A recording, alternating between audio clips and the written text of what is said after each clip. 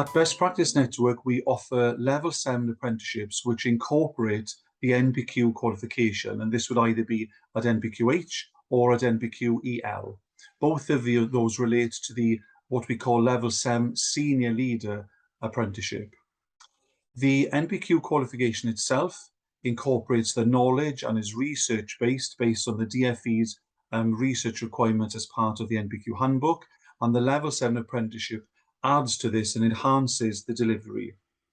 One of the main features of an apprenticeship is the requirement to demonstrate what is called occupational competency. So whilst we're looking at an NPQ to deliver a significant amount of knowledge across the length of that programme, you would also be required to demonstrate the fact that you are gaining occupational competency in terms of your knowledge, your skills and your behaviours as a senior leader. Looking at this one, this is what we call the Level 7 Senior Leader Apprenticeship, and this incorporates either an NPQH or an NPQ EL. So by definition, for that level of seniority, we would be looking for applicants that are at headship or at executive leader level or very, very close to. So for example, gaining a headship post very, very soon in terms of the application date, and equally for the NPQ EL component working at Level 7 apprenticeship, that would be then looking for executive leadership either at the time of application or very soon after. There can be a blend. The vast majority of participants have online participation within the programme, although as an apprenticeship participant, you are entitled to have face-to-face meetings in person as well. So the vast majority of the knowledge which comes from the NPQ qualification, that's delivered online only. And then the apprenticeship itself, as I said, you could have an option of having it all online, which we do find the vast majority of participants choose to because of the convenience. However, you are entitled to have meetings face-to-face where your tutor would attend your setting. So the main focus on an apprenticeship is demonstrating occupational competency in the workplace, and we're looking for that to benefit both the participant and the employer. Your employer does have an elevated responsibility and involvement in an apprenticeship-led NPQ, as they are required to attend meetings and they would be required to provide opportunities for you in your setting to ensure you are gaining the experience.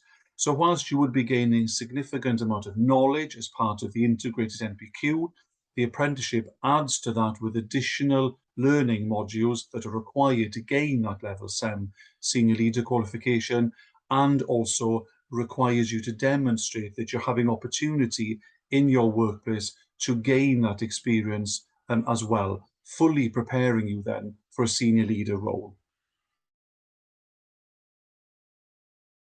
So when you follow the apprenticeship route, which incorporates the NPQ, you have one point of contact with the organisation at Best Practice Network. You have a tutor that would be your performance coach as part of the NPQ, and you'd also have a tutor then that would deliver the apprenticeship additional components and would meet you on a regular basis. In addition to this, we can provide additional learning support for any particular learning needs that a participant has. If a participant has any particular concerns or any worries, or has any particular strengths or areas they wish to develop in more detail, your apprenticeship tutor is able to deliver that for you. And it works on a bespoke principle that responds to the need of the learner and the employer. Occupational competency is the driving force behind the apprenticeships. You are required to show that you are developing what we call knowledge, skills and behaviours, referred to as KSBs throughout the programme. You are gaining the vast majority of the knowledge to the integrated NPQ qualification, and there are enhanced modules delivered as part of the apprenticeship route, for example, on corporate social responsibility. In addition to that, the learner is required to meet with their tutor on a regular basis, where you will discuss your developing knowledge, the application of your skills, and the development of your behaviours as a senior leader throughout the programme. In addition, your employer is required to join these meetings, which we find to be a valuable source of experience and knowledge that can be added to the participant experience. And it is important to note that there is a responsibility on the employer as well as the learner to support the whole program. For example, learners may say that something that they're required to learn about in their current role isn't part of their current remit. Following the apprenticeship route, it would be a requirement for your employer to provide those opportunities. So, for example, you may not have any involvement with governance of your organisation at the moment. As part of an apprenticeship, you would be required to demonstrate you've had that experience, you've had that opportunity, and then provide evidence to support that.